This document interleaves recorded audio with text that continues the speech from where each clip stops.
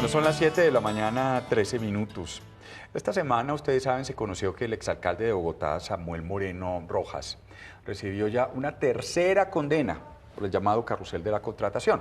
Faltan dos. Efectivamente, la jueza 34 del circuito lo sentenció en esta tercera a 30 años de prisión. Los delitos de concierto para delinquir agravado y peculado por apropiación también agravado. Además, una multa de 26.700 millones de pesos. Pero usted lo decía, Manolito, esta condena se suma a otras dos, ¿no? De 24 y 39 años. La primera, que fue por entregar más de 6.000 millones de pesos en comisiones cuando adjudicó los contratos de las ambulancias. Y la segunda, por irregularidades en contratos para la preparación de la reparación, mejor, de la malla vial, la valorización y un tramo de la fase 3 de Transmilenio. Ahora, esta última condena, la tercera, conocida esta semana, tiene relación con irregularidades en los contratos para la construcción de Transmilenio por la calle 26, particularmente porque, aparentemente no, porque se cedió un contrato de la fase 3 de Transmilenio a Conalvías con un valor de 191.000 millones de pesos sin que mediara una licitación pública. Ese llamado carrusel de la contratación es un millonario desfalco a las finanzas de Bogotá que implicó muchos nombres, funcionarios y grandes conglomerados de la empresa privada. A ver, hagamos un recuento a ver si nos da. Piense usted, Samuel Moreno Rojas, estamos hablando de un exalcalde, la cabeza pues del escándalo, pero este no es sino uno de los nombres implicados, una lista larga. El hermano Iván Moreno Rojas, ex senador, ¿no? Detenido hoy en La Picota. Francisco Rojas Birri, ex personero de Bogotá. Miguel Ángel Morales Rusi, ex contralor de la ciudad. Hay varios exconcejales, nombremos algunos. José Juan Rodríguez, Andrés Camacho Casado, Orlando Parada, Hipólito Moreno, que ahora se cambia el nombre, pero hay más, ¿no? Sí, por ejemplo, Wilson Duarte estuvo implicado, también estaba implicado Jorge Ernesto Salamanca, sí, también estaba en esa lista. Hubo otros que fueron mencionados, algunos salieron libres, que también dentro de esa investigación hay otros que me he enterado que están volviendo a reabrir investigaciones. Pero mire qué bonito. Estamos hablando de exalcaldes, de exsenadores, de excontralores, de expersoneros, mire usted, representantes a la Cámara estaban Germán Olano, exsenadores Efraín Torrado, empresarios los famosos Miguel, Manuel, Guido. Perdóneme, y un concejal que era hermano de Efraín Torrado también, que estaba en el consejo. Que estaba en el consejo. También están implicados Mauricio Galofre, ¿no? Contratistas como Emilio Tapia, Julio Gómez, una exdirectora del IDU, Liliana Parto, hoy prófuga de la justicia, la saludamos, que nos debe estar viendo desde allá de Timbuktu.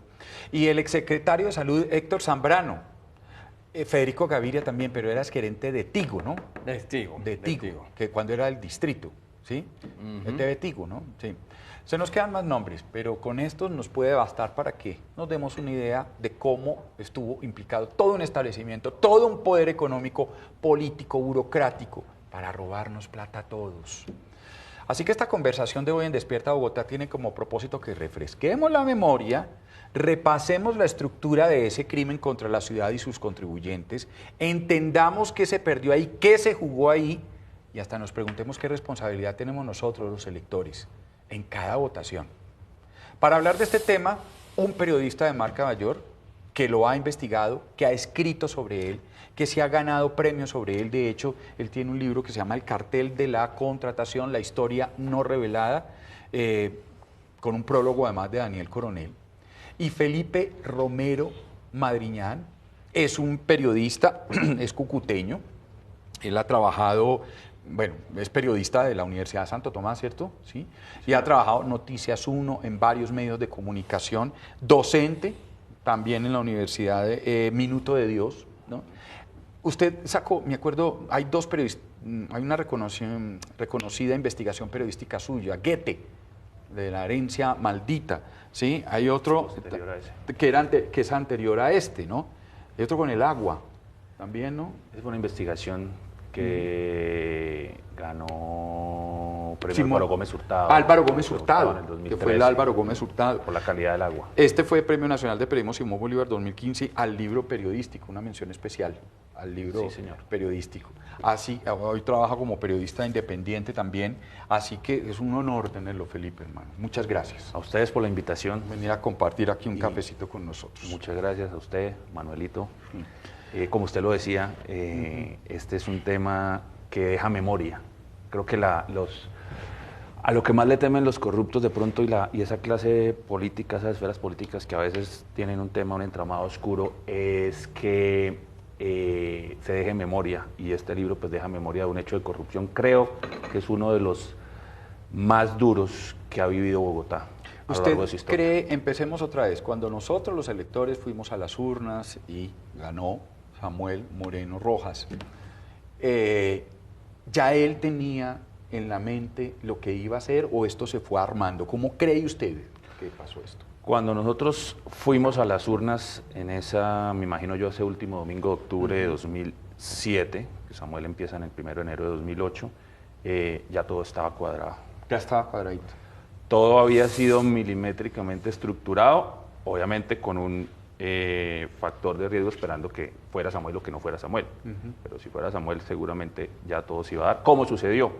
Y posteriormente se iban a reunir durante las siguientes semanas de cara a armar todo el gabinete, pero también, así como iban armando todo el gabinete que iba a estar manejando los hilos de la ciudad los siguientes 4 años, iban generando o casi que dándole todo el sello de aprobado ya a todas esas alianzas por debajo de la mesa que ya habían fraguado, con un solo objetivo, tal y como lo logró demostrar la Fiscalía a lo largo de todos estos 9 años de investigación que aún no terminan, para robarse los dineros del erario de la ciudad.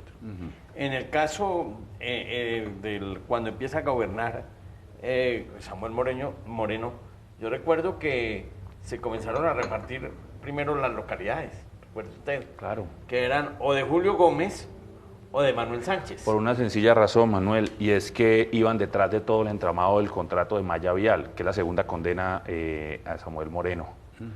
Y además porque estaban detrás de el dinero que se les entregaba a los fondos de desarrollo local en cada localidad, y por eso personajes como Julio Gómez, como Emilio Tapia y otros que se nombran en el libro, que ahorita no tengo los nombres muy presentes, fueron creando entonces fundaciones y creemos empresas de comidas para que se hagan cargo de obras de malla vial como la de La Sirena, calle 153, que duró mucho tiempo ahí estancada, perjudicando la movilidad de cierto sector del norte de Bogotá. Bueno, pero yo creo que es interesante saber cuáles fueron los negocios que se movieron en el carrusel de la contratación y por qué se lo llama carrusel. Bueno, tal y como lo había señalado en el libro y como la Fiscalía también lo prueba, esto es un entramado yo nunca lo llamé carrusel, lo llamé cartel, precisamente porque cada persona tenía una función con un nombre específico y hasta un alias entre ellos para poderse mover ahí, como un cartel corrupto. Sí.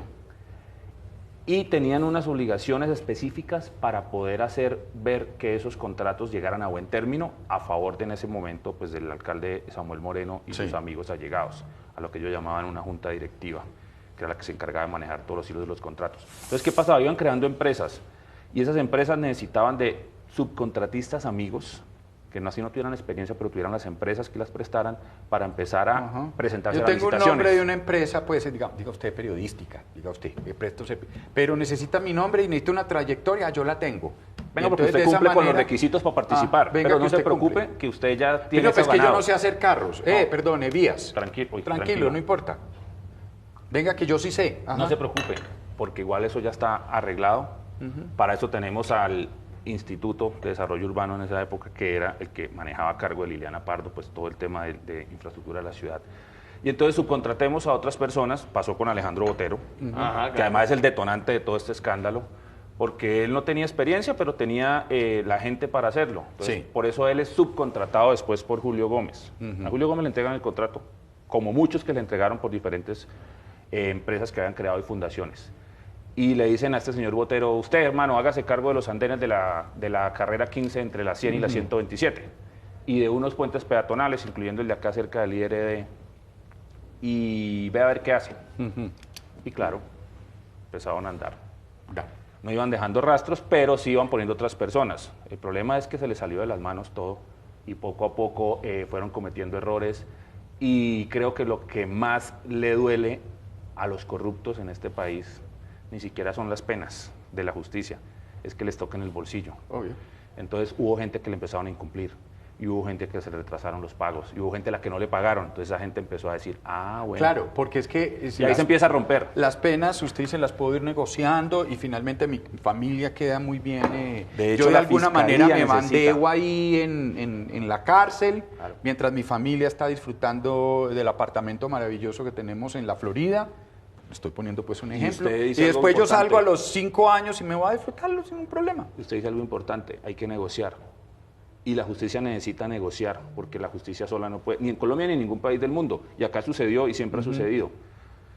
Hay que negociar con las personas implicadas para, a través de beneficios, lograr que entreguen más cosas y llegar a la cabeza. Así fue que pudieron llegar por Samuel Moreno. Si no hubiera sido imposible. Ya. Y el tema de la cesión del contrato de la 26 tiene un personaje particular que es el señor Inocencio Meléndez, que fue el primer condenado y el primero en salir porque negoció. El Inocencio Meléndez era técnico dentro del IDU. El director jurídico. El director jurídico. Y había trabajado en la Contraloría de Bogotá antes. Doctor en contratación pública. Doctor en contratación pública, sí, señor. Doctor en, además es... Mire, en esa época era el único que había, ya hay muchos. Mauricio, cuando comienza a detectarse el carrusel de la contratación, comienza en el primer año del gobierno del señor Samuel Moreno. Lo que le decía yo, la repartija entre los hospitales, las alcaldías locales. Vea hoy cómo está el hospital de Mason en la Torre 2. Exactamente. Abandonada. O la misma de Kennedy. Pero es que, ¿por qué entonces se llamaba carrusel? De pronto esa parte no le di tiempo que me la respondiera. Porque esas empresas se rotaban y se presentaban en todas las licitaciones que iban saliendo y iban ganando. Pero entonces, ¿qué hacían? Presentémonos 5, pero de esas 5, 4 son de nuestro grupo, pero van con diferente nombre, y la otra también, así no hay pérdida. No perdemos por ningún lado, alguna queda y esa es de nosotros. Bueno, usted nos dijo al principio, Manolito, ¿se acuerda que esto estaba planeado antes de ese último domingo de 2007 donde fuimos a votar los que vivíamos en ese momento en Bogotá? Y, pero decía usted, independiente de quién quedara, ese cartel ya estaba armado. ¿Quién era la cabeza? Sabemos de una cabeza, hubo varias. Hay alguien que está por ahí, que no sé si lo puede decir o no, que no hemos visto, o era el señor Samuel Moreno Rojas. A Samuel Moreno lo tenían ahí porque era el alcalde, pero detrás de Samuel Moreno estaba su hermano Iván.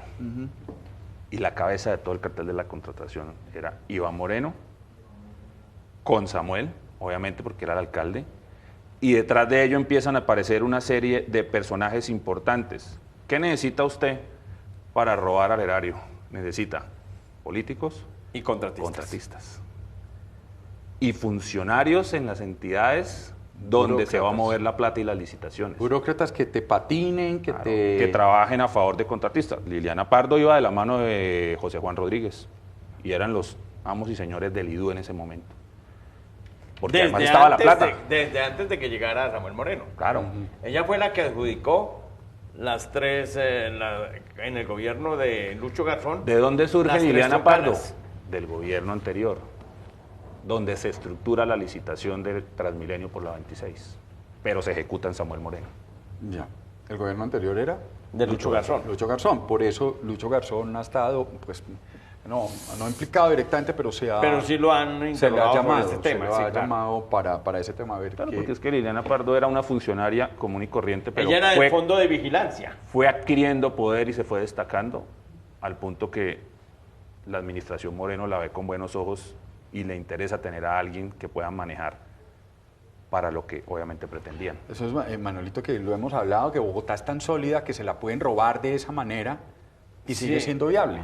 Es impresionante. Hablando uno con excontralores de Bogotá, con contralor actual, dice, Bogotá es tan sólida económicamente que la han robado y sigue sólida. Y sigue sólida. Además, con un agravante.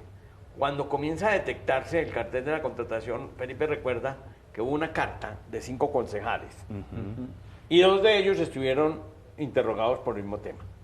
Los 5 concejales eran en esa época Carlos Fernando Galán, Carlos Vicente de Rú, Javier Lastra, Ángela Benedetti y Antonio Sanguino. Ellos estaban ahí, mandan una carta a través de la revista Semana. Eso fue el 9 de junio de 2009. Sí, señor. mandan la carta y en esa carta empiezan a detectar y decir, aquí hay un carrusel de la contratación, que no solo contrata obras, sino que contrata hospitales, que contrata construcción de hospitales, construcción de puentes, malla vial, empiezan a destapar todo eso. Ya el 30 de marzo de ese mismo año, el señor, ¿cómo se llama ese periodista, hombre? Torres, de City TV. De City TV, se me fue el nombre. Le hace una entrevista a Carlos Fernando Galán. Y Carlos Fernando Galán detecta el problema de la calle 26. Y comienza desde 30 de marzo de 2009. Exactamente, y comienza a desarrollarse. Y entonces viene Carlos Vicente de Rú, le dice a Petro, usted tiene que destapar esto porque es que a mí, yo soy concejal y usted es candidato presidencial. Pero la investigación se la entregaron toda a Petro, así. Eso fue así. Y Petro la divulgó, digamos, la hace pública. Con un insumo importante, y ahí es donde vuelve a entrar en el baile el subcontratista Alejandro Botero. Claro. Porque es que Alejandro Botero le lleva toda la información a Galán y a Petro.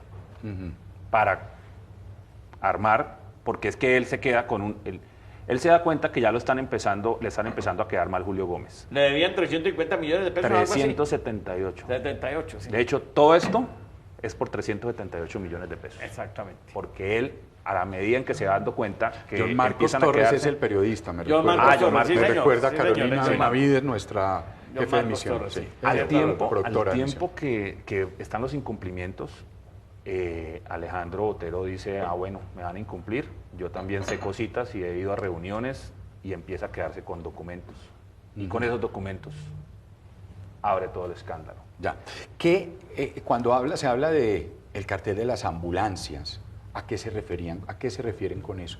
¿Qué es lo que pasa particularmente con las ambulancias? Que creo que esta es la primera condena. Le va a hacer un origen de eso. El concejal de entonces, Hipólito Moreno, hace un cuestionamiento, un debate sobre ambulancias en el Consejo de Bogotá. Y dice, las ambulancias se están convirtiendo en lo que hoy son muchas, en taxis para ir al aeropuerto. Hay que cambiar el sistema de ambulancias. Y él es el que propone el contrato. Cuando uno iba a los debates, Felipe, recuerde usted, uno iba a esos debates y empezaban a echarse vainas entre unos y otros concejales. Oiga, y entonces Tapias, ¿qué dice? Ahí empiezan a oírse los nombres de los contratistas. Ya era un secreto a voces en los pasillos del Consejo. Y entonces cambian el sistema de contratación de las ambulancias y ahí es cuando viene el negociado 64. Y ese era el papel de Hipólito como concejal. Entonces era lo de las ambulancias. El papel de eso.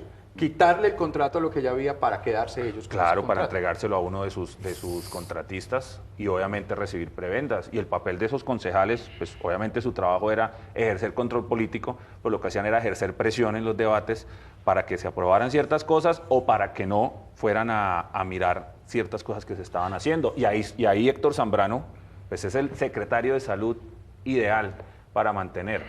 Entonces uno se preguntaba como periodista, oiga, para que dure 2 periodos, o es muy bueno, o algo raro pasa.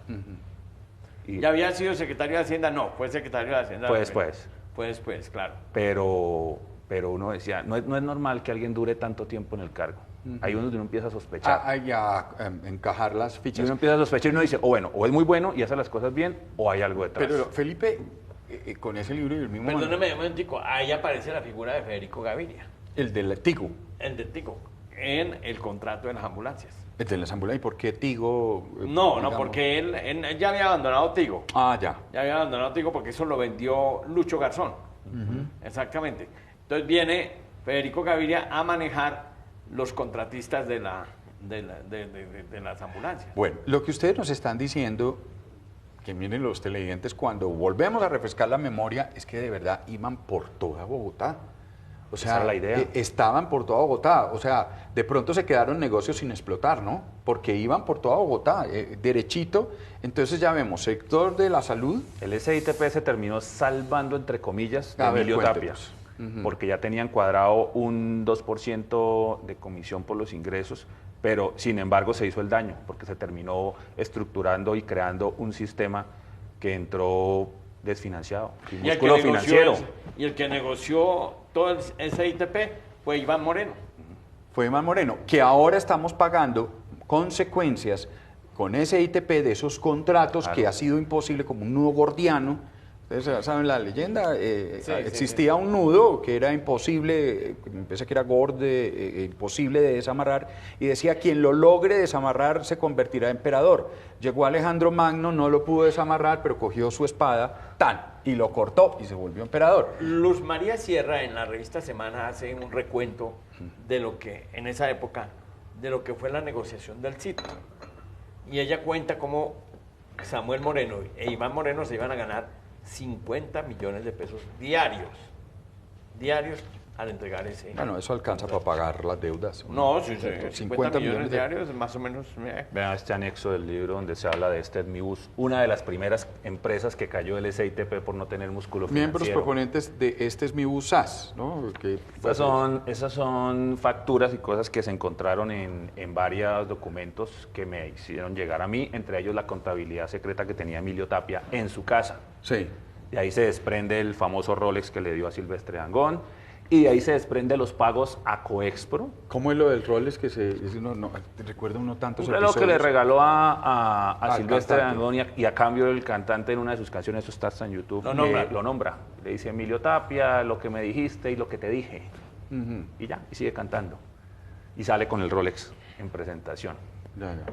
Entre esas muchas cosas está unos pagos cerca de los 500 millones de pesos a través de una empresa que se llama Coexpro, que es por la que la Fiscalía intuye que se pagó la comisión de Conalvías en la cesión del contrato 137. Y la cesión de Conalvías, mi querido Mauricio, se hace en el Hotel Tequendama. Por eso, hablemos de esa sesión de Conalvías para que entendamos, es que a veces tanta información nos hace perdernos de la claridad que queremos. Esta última condena a el exalcalde Samuel de 30 años tiene que ver con la cesión de un contrato de Conalvías que estaba primero en los Nule. Entonces partamos desde el principio. ¿Cuál era el contrato? Lo tenían los hermanos Nule, los tres, Guillermo, Guido y el otro, Miguel. Ese era el contrato 137 adjudicado a la Unión Temporal Transvial, propiedad del Grupo Nule. Sí. Ese contrato tomaba un tramo de la calle 26, de hecho pasa por acá. Sí, aquí pues por la 26. Y ese contrato tuvo un anticipo que le entregó el IDU de 69 mil millones. 69 mil millones que se volvieron plata de bolsillo, carros de lujo, sí, gastos en otras cosas. Plata que además sacaban, para cambiarle la destinación específica de esos dineros, la sacaban y ahí entra a jugar Interbolsa a través del fondo premium, que los Nule metían la plata iba, salía al país, volvía, digamos entre comillas, lavada con otra figura, y ya podían disponer de esos recursos. Entonces, de entrada, esas obras nunca iban a terminar. Esta de la porque la plata, esos 69 mil millones de anticipo ya se habían hecho, como dice Manuel, plata de bolsillo. Entonces empiezan los problemas y se dan cuenta que las obras no avanzan y las obras están pasando por enfrente de la Contraloría y el señor Miguel Ángel Morales Rusi, Contralor, pues ve por la ventana que no pasa nada y ahí entran unas personas a decirle, va, presione. Si usted presiona, se lleva una comisión. Entonces el señor, ustedes recordarán, sale a medios a la rueda de prensa y a decir que las obras no están andando y que la Contraloría va a entrar a vigilar el contrato. Pero espera un momentico, ¿quién le decía o quién le pidió o quién estaba interesado de que Miguel Morales Rusi presionara contra el mismo carrusel? Políticos, y Emilio Tapia era la persona ideal, el intermediario para ir. Así como fue el intermediario de los Moreno para ir donde el señor Andrés Jaramillo de Conalvías a decirle, listo, usted se va a quedar con ese contrato. ¿Quién presenta a Conalvías en la sesión de ese contrato porque las obras no avanzan y están mal? Y Liliana Pardo en el IDU dice que eso hay que, o se caduca el contrato o hay una sesión total. Entonces se llama a una empresa que es la aseguradora del contrato, que se llama Segurexpo, y Segurexpo dice, oiga, yo me comprometo a que esta empresa, el señor Andrés Jaramillo Conalvías, va a terminar el contrato. Y cuadran todo. Y el IDU contrata una firma de abogados externos para desarrollar las diferentes reuniones en el Hotel Tequendama para estructurar toda esa sesión. Resulta que esa señora deja unas evidencias. Liliana Pardo. No. Ah, Una señora de apellido Palacio, ya. María Teresa, si no estoy mal, de la firma Palacio, Jove y García, que son los abogados externos que casi que terminan de estructurar todo el tema de la sesión, y tienen que dejar unas evidencias porque ya tienen que pagarle como contratista externa del IDU, y eso llega a la oficina de Inocencio Meléndez. Inocencio Meléndez va de salida porque Liliana Pardo tiene que salir del IDU y tienen que poner a un señor, Néstor Humberto Ramírez. Que Ramírez. fue alcalde de Manizales. Manizales. Recordemos que Inocencio Meléndez era el director jurídico del IDU, de Liliana Pardo, sí, que ahora le pregunto dónde está Liliana Pardo. Entonces, ¿qué pasa? Dejan unas evidencias y cuando ya se va a desarrollar esa sesión, que se da el 17 de febrero de 2010 en el Hotel Tequendama, me acuerdo muy bien porque al otro día Samuel Moreno hizo show acá en la 26 con Andrés Jaramillo y Liliana Pardo presentando al nuevo contratista que esta vez iba a terminar las obras que estaban abandonadas por el grupo Nule. En ese momento ya los Nule estaban traicionados, ya decían, oiga, los Morenos nos hicieron conejo con esto, teníamos un pacto. Ya había salido la grabación de Germán Olano. Ya había salido la grabación de Germán Olano. Porque esa grabación de Germán Olano ¿Y qué la era la saca grabación? Grace Vanegas como en abril en Caracol ¿Qué era Radio. la grabación? La grabación era la manera como habían comprado al Contralor, como habían hecho la conversación entre el Contralor Cómo se habían reunido en el famoso desayuno de la casa de Ángela de Benedetti. Ángela Benedetti, muy cercana a Guido Nule, entonces obviamente reunían ahí a Guido y a Miguel Ángel Morales. y después en el Hotel de Tua, enfrente de la Javeriana. También se Ah, reunían el en el famoso sótano, Hotel de Tua. el Y Ángela Contralor llegaba en Benedetti moto, los sábados por el Sí. sótano, y ahí cuadraban las presiones para saber, ustedes se portan bien conmigo, yo no los molesto. Pero acuérdense que yo soy la autoridad fiscal y el control fiscal de la ciudad lo ejerzo yo como contralor. Entonces ahí todos se van untando. ¿Qué pasa en la sesión? Para volver al tema de la sesión. La sesión llegan con los representantes legales de Transvial y los abogados de los Nule, creyendo que va a ser parcial, porque a los Moreno le interesa tener a los Nule de cierta forma controlados, porque saben secretos de ellos, porque han tenido ya comisiones. Pero resulta que todo se voltea y Liliana Pardo tiene otra jugada por debajo de la mesa, que es decretar la sesión total, porque ya hicieron un negocio con Conalvías. Ya le dijeron, señor Jaramillo, usted se va a quedar con esta sesión. Jaramillo Y dice, ya habían uy, traicionado a los Nule. claro, Ya los Nule en estaban- ese momento se sienten traicionados porque ellos iban por la sesión parcial y se quedaban con el contrato y resulta que les dan una bofetada y les dicen, no señores, para afuera, o les caducamos el contrato. Pero Miguel Nule no hace nada porque sabe que caducar un contrato es bloquearse a nivel de licitaciones en el resto del país. Ellos tenían muchas obras que necesitaban ir tapando huecos porque su desfinanciación era terrible y estaban al borde de la quiebra. Entonces no hacen nada. Se da la sesión y Andrés Jaramillo sabe que es un elefante blanco, que es un contrato que no tiene anticipo porque se lo gastaron. Entonces va y le dice a esta señora, bueno, hay que repotenciarlo. Y lo que usted dijo al comienzo, 191.000 millones de pesos más le entran a ese contrato de la 26. Entonces ya se vuelve un tema atractivo y los Moreno buscan a Emilio Tapia y le dicen, señor Emilio, vaya, hable con Jaramillo porque pues esto no es gratis. Y va por su comisión. Y acá hacen el show al otro día en el frente de la 26 y todos los medios van y cubren la nueva sesión, arrancan las obras y así se va desarrollando. Pero Emilio Tapia ya tiene nuevos planes para el IDU y necesita deshacerse de Liliana Pardo. Entonces ahí entra su nuevo director del IDU en ese momento, Néstor Ramírez, alcalde de Manizales, y le dicen a Inocencio, no se vaya, quédese, pero trabaja para nosotros. Y Emilio Tapia le dice a Inocencio Meléndez, acuérdese que esta no es su oportunidad, esta es una oportunidad de Iván Moreno que le está dando a usted. Y Inocencio Meléndez se lo recuerda cara a cara en la corte durante el juicio de Iván Moreno. Le recuerda esas mismas palabras. Le dice, acuérdese que usted me mandó a decir esto. Y Inocencio Meléndez se da cuenta que esto se va a reventar y que esto está mal. Y él, para curarse en salud, empieza a desgravar audiencias privadas, comités directivos y a fotocopiar y a guardar emails de toda la trazabilidad que se da durante el proceso de estructuración y perfeccionamiento de esa sesión, que además fue irregular por todos los lados que uno lo vea.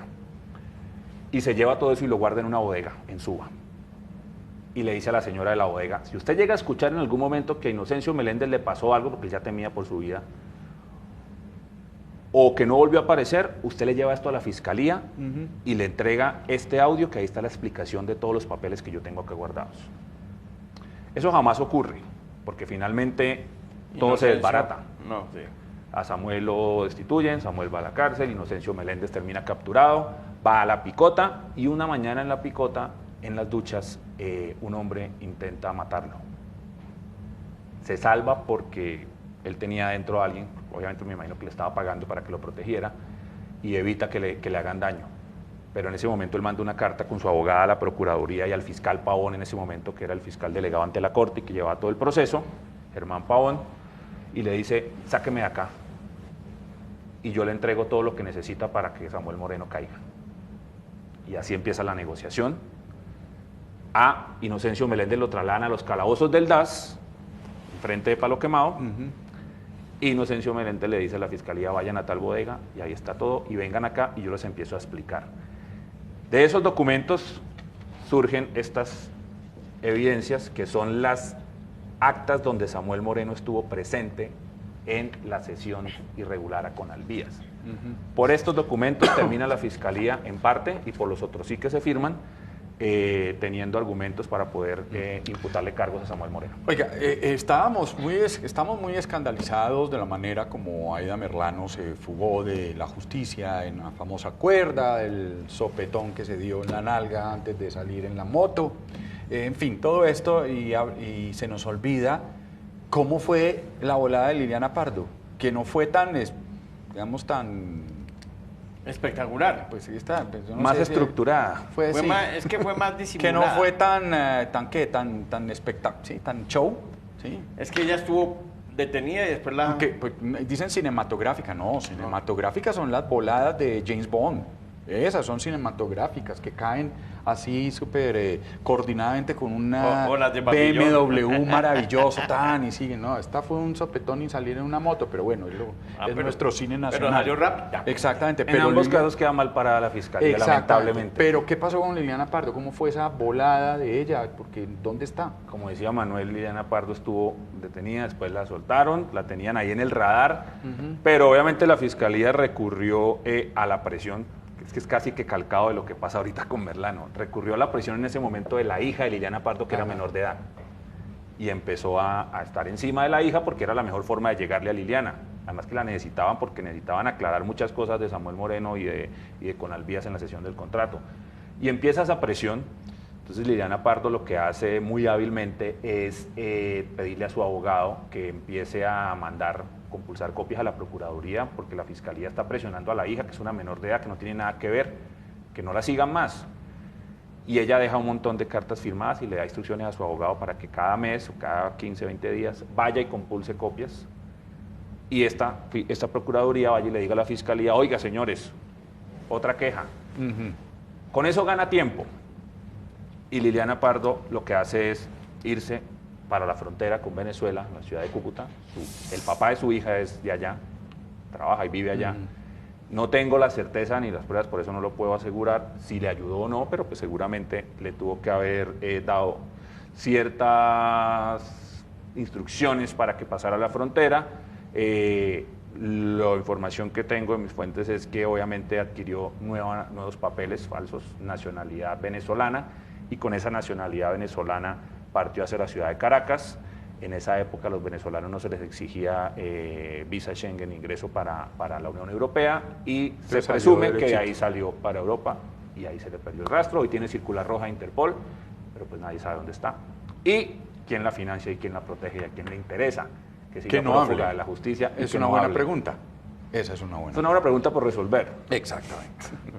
Exactamente. En el caso de Samuel Moreno, él siempre alegó que era inocente en todo, y por eso fue juzgado con la manera como fue juzgado. Es decir, él no ha sido beneficiario de la justicia para nada. No. Pero muchos de los que hablaron contra de él ya están incluso libres. Claro. Eso se ve en... Han negociado preacuerdos, sí, principios de oportunidad. Ahora bien, uno dice, por ejemplo, los contratistas como Emilio Tapia, como Manuel Sánchez, nunca estuvo preso. No. Manuel Sánchez fue un personaje importante en toda esta historia. Él supo negociar hábilmente con la fiscalía y lo hizo muy bien, al punto de, como usted lo dice, nunca estuvo preso. Nunca estuvo preso. Pero entregó mucha información. Aquí los más, digamos, los más afectados por la justicia, los más afectados, entre comillas, porque es que se robaron Bogotá, son Álvaro Dávila y Samuel Moreno. Pero usted ve en los concejales hay unos que están libres, otros que están a punto de salir, otros que salieron a hacer Es que mira, yo tengo Los Dule ya entendido, todos tienen casa yo tengo por cárcel, entendido que otros libertad condicional. fueron 26 condenados, de los cuales en este momento hay 21 libres. Es que no está. 21 en total, sí, libres por vencimiento de términos, por ejemplo. Claro, es que no está sino preso el señor. Pues los Samuel hermanos y los Moreno. hermanos Moreno Rojas, no sé si Héctor Zambrano, está libre. Álvaro Dávila. Morales Rusi, no sé si ya le dieron Él, casa. él estuvo libre, pero lo volvieron a capturar. Exactamente. Rojas Birri Rojas Birri está capturado. está capturado. Orlando Parada todavía está en la cárcel. Todavía está. Andrés Cardona, el Andrés concejal, Cardona, creo que todavía está capturado. No, pues ese no es concejal, ese era No. contratista del De- acueducto. Ah, y, ese era y tiene un lío pendiente porque es que además se viene lo de Canoas. Lo de y Canoas, Odebrecht, exactamente. está Que es el pendiente. otro juicio que donde viene. Sería la cuarta condena de Samuel. Bueno, entonces lo que vemos aquí es que de todas maneras en este accionar lo que pasó fue que se les fue la mano, se les salió de control, la ambición les ganó, pero era un asunto que ellos sabían por dónde iba y que parecía que no es la primera vez ni sería la última, infortunadamente, que el Estado colombiano tiene que enfrentarse a un cartel de la contratación de semejantes dimensiones, ¿no? Mauricio, yo después de haber hecho todo este trabajo investigativo para el libro que duró cerca de 3 años, al tiempo que iba encontrando más cosas y que íbamos publicando más cosas en los noticieros, uno se da cuenta que la corrupción es como el tema de las drogas, eso jamás se va a acabar, lamentablemente. Lo que hay que es idear políticas para poderla controlar, suena feo, pero no, jamás se va a acabar. Siempre va a seguir generándose ese, por decirlo así, mal matrimonio entre la clase política y el contratista para quedarse con los Mire el dineros escándalo de públicos. Odebrecht. Y vendrá otro, y seguirá otro. Pues Reficar, Esto nunca va a parar, Obrero, lamentablemente. Ruta del Sol, La exacto. Universidad Digital. La Universidad Distrital, lo cual significa que son todas unas estructuras donde nuevamente están involucrados poder político, poderes económicos, burócratas, o sea, personas que van ubicando Y el sistema estratégicamente. judicial está diseñado para que esto también suceda. Vean, han pasado 9 años, la Fiscalía ha avanzado, uno no puede decir que no ha hecho nada, ha avanzado a un ritmo demorado, pero ha avanzado. Pero siempre va a haber algo que nunca se va a resolver. ¿Dónde está la plata? ¿Cuándo va a recuperar Bogotá, en el caso del cartel de la contratación, la plata? Porque eso es, ahí vamos. ¿Cuántos más o menos calcula usted? ¿60.000 millones? ¿Cuántos se No, perdió? ¿que se robaron? No, sí, en este carrusel. A precio de hoy ya va más de 1 billón. De 200.000 millones de pesos. Mire, una vez hablaba yo con un funcionario cercano ahí a la alcaldía de Samuel Moreno. Que usted debe tasar el daño también. A precio de hoy. Exactamente, es que se hablaba en esa época de que los Moreno habían recibido más de 500.000 millones de pesos. Alguien me dijo que desde la... Y después se comprobó, en la propia empresa de acueducto, comenzaban a sacar plata en dólares. Pues yo no creo que usted con sueldo de alcalde y sueldo de senador, su hermano, pueda construirse un complejo En Estados residencial Unidos. en Estados Unidos de de la esas noche a la mañana. características, además. Sí, es muy... De 20 millones de dólares. Necesita tener plata. Sí. Necesita tener plata porque allá todo es con plata. El problema es que la justicia llega hasta Panamá. De ahí para adelante usted ya no puede seguirle el rastro a nadie de los dineros porque es difícil. Sí. Y porque hay jugadas con los paraísos fiscales. Vea, Iván Moreno y Samuel tenían a Samur limitada en Islas Vírgenes Británicas. Seguramente, y me acuerdo de una entrevista que le hace Daniel Coronel a Iván previo a que lo capturaran. Y obviamente él niega que eso es una empresa que está ahí, pero que no tiene nada. Que fue creada, pero que De papel. está quieta, de papel. Pero, pues, nadie se toma el trabajo de crear una empresa en Islas Vírgenes para tenerla de papel. Sí, exactamente. Total, esto fue lo que pasó en términos generales. El carrusel de la contratación se trató entonces de una estructura muy bien organizada que ya venía trabajándose desde antes de la propia alcaldía de Samuel Moreno Rojas, en la cual se ubicaron, como decíamos, unos contratistas, unos funcionarios, unos políticos en el Consejo, en la Cámara de Representantes, en el Senado de la República. A todos los fueron cooptando, endulzando con plata. Hasta el exgobernador de Cundinamarca, Álvaro Cruz. Hasta Álvaro Cruz, sí señor, un exgobernador. A todos se los sin contar a nivel nacional todas las personas que hay. De hecho, el fallecido exministro de Transporte Andrés Uriel Gallego, uno que está, se me va el nombre ahorita, que está implicado en lo de Brecht, que además fue el que ayudó a estructurar desde el ministerio para que los NURE le entregaran el contrato de las taquillas de, ¿cómo se llama? Transmetro, Transcaribe, allá en Barranquilla. Sí. Todo eso como parte de este carrusel de la... Sí, lo que pasa es que Bogotá fue el foco, pero digamos que es la punta del iceberg. De ahí para abajo, a nivel nacional, hubo y hay muchos contratos. Uno se pregunta por qué durante los 8 años de reinado de los NULE a nivel de contratación, los entes de control miraron para otro lado, a nivel nacional y a nivel digital. Y uno se pregunta... Los NULE eran, ¿se acuerdan una portada de la revista Semana? Sí, me acuerdo. Pero ¿se acuerdan? Ahí está la portada, sí, ahí la estábamos viendo. No sé si ustedes... Primero arriba y después caen. No sé si la ven ahí. Esta era la portada. La reseñé entre los anexos precisamente porque... Y esta era la portada, ¿no? Aquí están las fotos. Y acá... Ya han caído. Ya cayeron. Bueno. Arriba eran ilustres contratistas. Y abajo... Hijos de... Además,